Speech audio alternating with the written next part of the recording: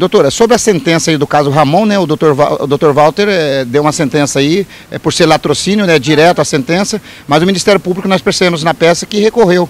O que a senhora não concordou, o que o Ministério Público Estadual não concordou com a sentença? Então, na verdade, assim, a condenação do Ramon, especificamente quanto ao crime de latrocínio, a gente não tem nenhuma reclamação a fazer, até porque a pena foi justa e realmente foi correta, é o que a gente pretendia.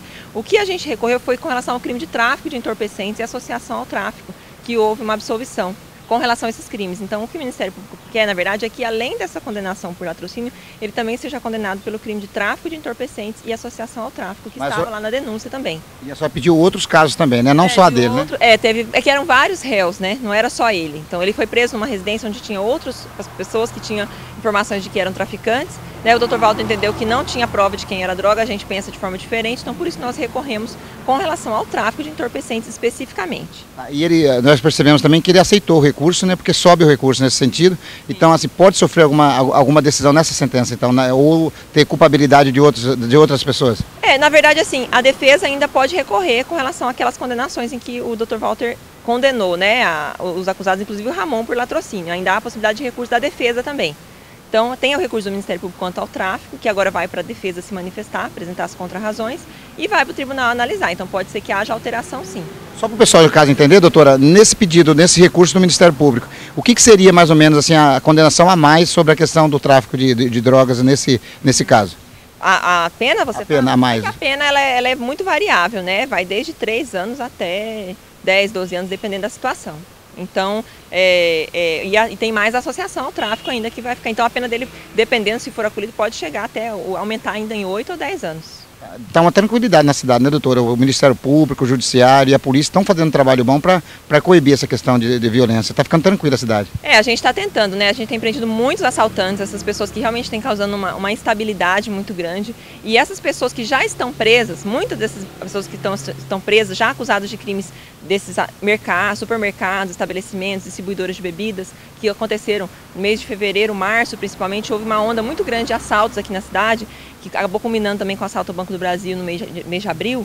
Então, assim, a gente tem percebido que todas essas pessoas têm uma ligação, é tudo uma quadrilha só. Seja esses participaram desses estabelecimentos comerciais em São José do Rio Claro nos meses de fevereiro e março, como esse assalto ao Banco do Brasil no mês de abril, ou do Banco do Brasil de Nova Maringá no mês de abril, todos têm a ligação.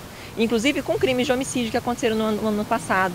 Então a gente está tentando fazer a ligação e fazer com que essas pessoas que já estão presas tenham a prisão preventiva decretada por outros crimes, para que, mesmo que cumpram essas penas desses assaltos, ainda continuem presos por outros fatos. Então, para que eles realmente não vão para a rua tão cedo. Né? A gente quer tentar buscar a condenação dessas pessoas por mais de um crime. Porque a gente sabe muito bem que no Brasil, cumprindo crime, por exemplo, roubo, não é um crime hediondo.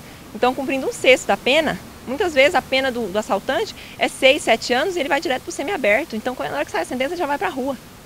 Doutora, um questionamento da população, aproveitar essa grande oportunidade de entrevistar a senhora, é um questionamento de prendeu, logo está solto. Tanto na Justiça do primeiro grau, como também no Tribunal de Justiça. Como é que o Ministério Público encara essa situação? Olha, a gente recorre muito, né? Não sei se vocês têm acesso aos processos, como é que é, mas assim, todas essas situações a gente tem recorrido muito. Infelizmente, a gente percebe o quê? Que o furto, que é um crime que muitas vezes a pessoa que assalta, que pratica crimes mais graves, começa furtando. E o furto hoje acaba até compensando. Por quê? Porque dificilmente se a pessoa praticou um crime de furto simples, fica presa. Hoje a lei fala que pena até 4 anos, que é do furto, não cabe nem prisão preventiva. Então tem que ser um furto qualificado, um assalto, um roubo, um crime gravíssimo para a pessoa ficar presa. É por isso que a gente está tentando. Normalmente essas pessoas não praticam um crime só, praticam mais de um crime. Então, como há essa reiteração de crimes, a gente tenta ligar um crime no outro ou demonstrar que a pessoa realmente já praticou vários crimes para justificar a prisão dela. Mas assim, com relação à questão de prisão, aqui em São José do Rio Claro, não tem muito o que reclamar, né? O Dr. Walter, nesse ponto, ele é bastante rígido, bastante rigoroso e tem mantido os acusados, principalmente quando há uma reincidência, presos durante todo o processo. Então, muitas vezes, acaba que sai a condenação, ele fica preso o processo inteiro. Aí chega na hora de sair a condenação, como o regime é mais brando, é um regime aberto ou semiaberto, não consegue manter preso. Por isso mesmo que a gente tem tentando, ao mesmo responsabilizar a pessoa por outros crimes, para fazer com que, na hora de somar a pena, dê um regime fechado. Né? Ter uma pena maior ou manter ele preso preventivamente por outro processo. Então é o que a gente está tentando fazer, o trabalho em conjunto da Polícia Civil também, que o delegado Dr. Nilson está fazendo um trabalho muito bom aqui na cidade, né, o Ministério Público agindo em conjunto, o Judiciário, então a gente vem tentando melhorar a segurança do município. apesar que a demanda é muito grande, muitas vezes a gente sozinho não consegue fazer tudo o que precisa ser feito, né? A gente atua em várias áreas, não é só no criminal, é na área da infância, na área do meio ambiente, é na área de improbidade administrativa. A gente recebe muitas denúncias, né, do Disco Ouvidoria referente a desvio de recursos públicos, referente a irregularidades administrativas. Então, muitas vezes a gente não consegue fazer todas essas investigações de forma que poderia ou que a gente gostaria que fosse feito. Mas o que está sendo possível, né, às vezes até um pouco fora do que a gente consegue, todo mundo pede mais juízes, né? Mas também tem que lembrar de uma hora pedir mais promotores, né, doutora? Sim, com certeza. Até porque se tiver mais juiz aqui, a gente acaba não dando conta de trabalhar, porque realmente a demanda aumenta muito e acaba não conseguindo, porque o número de audiências é muito grande, o número de processos é muito grande e a necessidade realmente de aumentar. Quem sabe com esses concursos em andamento, alguma coisa consegue vir mais algum promotor para cá também. Doutor, o Ministério Público recorreu da sentença que o senhor aí determinou, na sentença, a questão do Ramon, né, da morte do Maxwell. Sobre o recurso do Ministério Público, o senhor acatou o recurso porque ele sobe. Mas, assim, dentro do que o Ministério Público quer aumento da pena, da penalidade dos criminosos? Não, é um direito de insurgência da parte. O Ministério Público é parte nesse caso. Ele é o órgão acusador, ele fez a acusação. Salvo engano, de memória, lapso de memória, a pena do Ramon específico, da pessoa que estava envolvida junto com o adolescente, o Anderson, que há muito tempo já foi julgado e tal, ficou internado em Barra do Garça, nem sei se ele está internado lá. Como eu consegui vaga para ele lá, ele foi para lá e o destino do juiz da execução, no caso de medida socioeducativa, lá de Barra do Garças. O Ramon Dorta foi preso aqui, nós transferimos ele para Tangará da Serra por questões de segurança e saiu a sentença, ele foi condenado a 25 anos de cadeia em regime inicialmente fechado e é um direito do Ministério Público fazer o recurso correspondente e tal, talvez não em relação a ele, talvez em relação aos outros corréus, não por aquele fato, né? Mas para os outros fatos que estava denunciado lá, tinha tráfico de droga, associação para o tráfico de droga, onde ele foi encontrado à noite logo depois dos fatos. E o recurso dela é nesse sentido. Então está lá e a gente espera que o tribunal, ou seja, eu recebi o recurso, não pelo seu conteúdo em si, ou isso não compete a mim, isso é questão que foi devolvida, né, remetida ao tribunal.